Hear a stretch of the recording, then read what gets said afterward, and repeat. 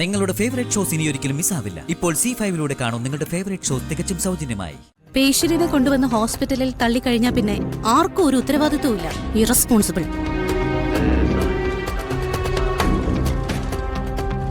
അമ്മ കേട്ടോ, സ്വന്തം ഭർത്താവ് ഹോസ്പിറ്റലിൽ കിടക്കുന്നുള്ള വല്ല വിചാരമുണ്ടോ അവൾക്ക്?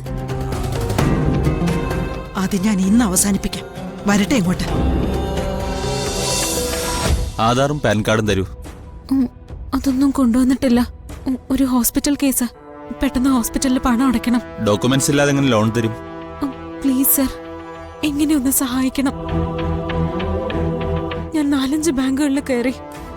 ആരും ഐഡന്റിറ്റി ഇല്ലാതെ ഗോൾഡ് ലോൺ തരില്ല എന്ന്. സർ പ്ലീസ്, ഞാൻ ഹോസ്പിറ്റലിൽ നിന്നാ വരുന്നത്. എനിക്കൊരു തീരുമാനം എടുക്കാൻ കഴിയില്ല.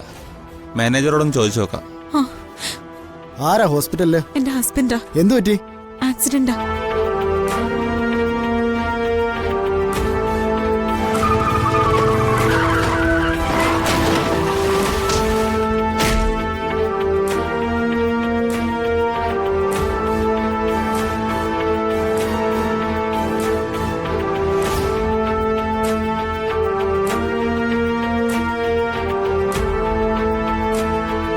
Sir please sir.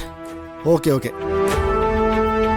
അതിനുവേണ്ട പ്രൊസീജിയർ ചെയ്ത് ക്യാഷ് കൊടുത്തു. ശരി സാർ.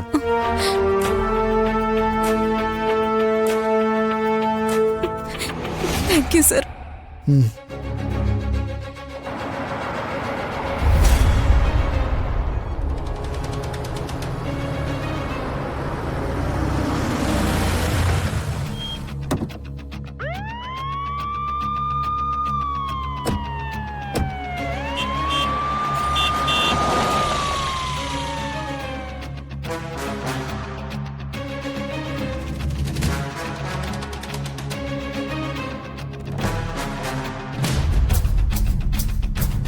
കാർത്തിക്,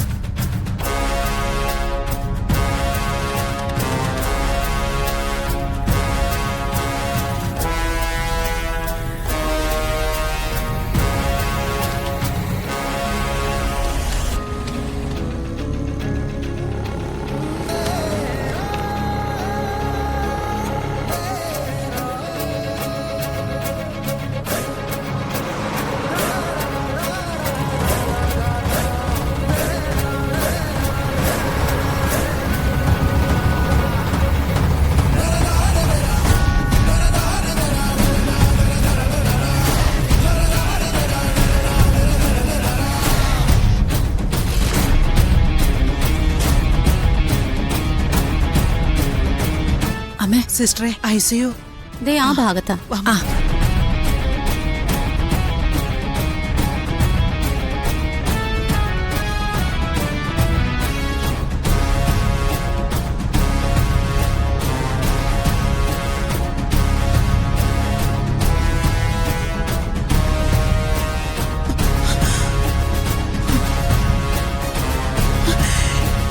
എന്റെ മോനെ.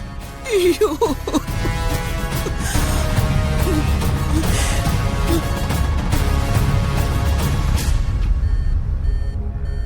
കരയില്ലേ അമ്മേ, നമുക്ക് അവന് വേണ്ടി ദൈവത്തിനോട് പ്രാർത്ഥിക്കാം.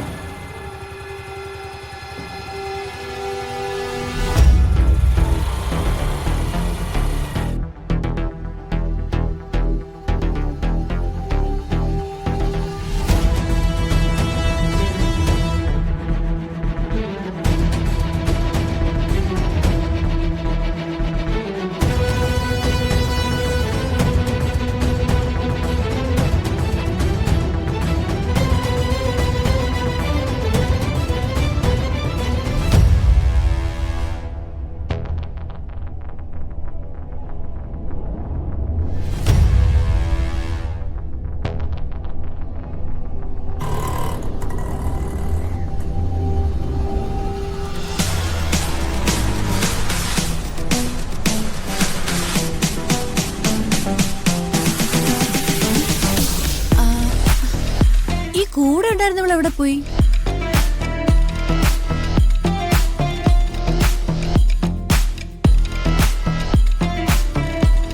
കാർത്തിക്കിന്റെ ബൈസ്റ്റാൻഡർ ഞാനാ.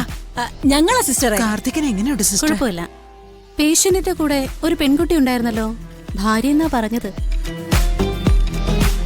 ഒരു മരുന്ന് വാങ്ങാൻ പറഞ്ഞു വിട്ടതാ. അത്യാവശ്യമുള്ള മരുന്നാ. അത് ഉടനടി കൊടുത്തില്ലെങ്കിൽ പേഷ്യന്റിന് എന്താ പറ്റുക എന്ന് പറയാനാവില്ല. അയ്യോ സിസ്റ്റർ, ആ മരുന്നിന്റെ പ്രിസ്ക്രിപ്ഷൻ എങ്ങതാ, ഞങ്ങൾ പോയി വാങ്ങിച്ചോണ്ട് വരാം. പ്രിസ്ക്രിപ്ഷനും കൊണ്ടാ അവര് പോയത്. ഞാൻ ഡോക്ടറെ കണ്ട് വേറെ കുറിപ്പിച്ചോണ്ട് വരാം. ആ പേഷ്യന്റിനെ കൊണ്ടുവന്ന് ഹോസ്പിറ്റലിൽ തള്ളിക്കഴിഞ്ഞാ പിന്നെ ആർക്കും ഒരു ഉത്തരവാദിത്വമില്ല. ഇറസ്പോൺസിബിൾ.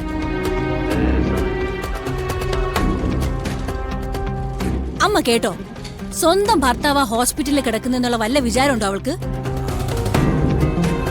അത് ഞാൻ ഇന്ന് അവസാനിപ്പിക്കാം. വരട്ടെ ഇങ്ങോട്ട്.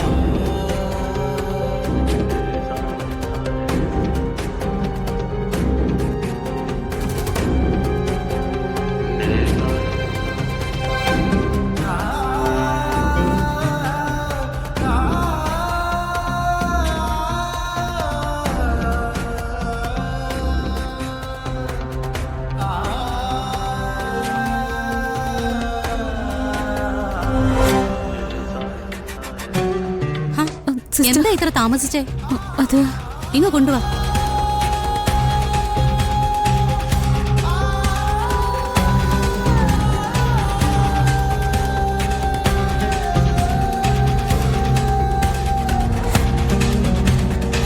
ആ സിസ്റ്ററെ, പ്രിസ്ക്രിപ്ഷൻ കിട്ടിയോ? മരുന്ന് കിട്ടി.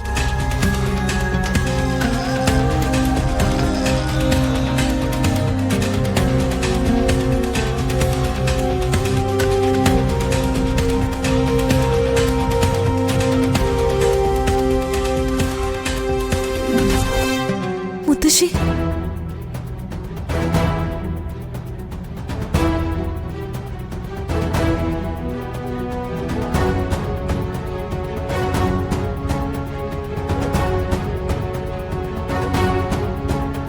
എന്റെ കുഞ്ഞിനെ കൊണ്ടുവന്ന് ഇതിനകത്താക്കിട്ട് നീ എവിടെ നടക്കുമായിരുന്നടി? എന്താ ഡിമിണ്ടാത്തത്? നീ വീട്ടിൽ നിന്ന് വിളിച്ച് എവിടെ കൊണ്ടുപോയതാ അവനെ കൊലയ്ക്ക് കൊടുക്കാൻ? മുത്തശ്ശി, ഞാൻ മിണ്ടരുത് നീ. എന്നെ മുത്തശ്ശിന്നൊന്നും വിളിക്കണ്ട. ഞാൻ നിന്റെ മുത്തശ്ശിയല്ല. വീട്ടില് വളരെ സമാധാനത്തിലിരുന്ന കൊച്ചിനെ വിളിച്ചിറക്കി കൊണ്ടുപോയി എന്നിട്ട് കൊല്ലാറാക്കി കൊണ്ടുവന്ന് ഇതിനകത്ത് ഇട്ടു. നാശം പിടിച്ചവള്. നീ എവിടെ കാലുകുത്തുന്നോ അവിടെ നശിച്ചു പോവും. ശാപകാലത്ത് എന്റെ മകനുണ്ടായ അസുരവിത്ത്. മുത്തശ്ശി എന്തിനാ എന്നെ ഇങ്ങനെയൊക്കെ ശപിക്കുന്നത്?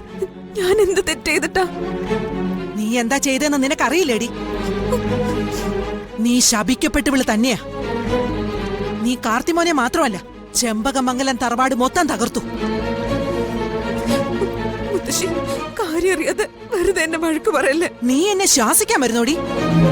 അല്ല,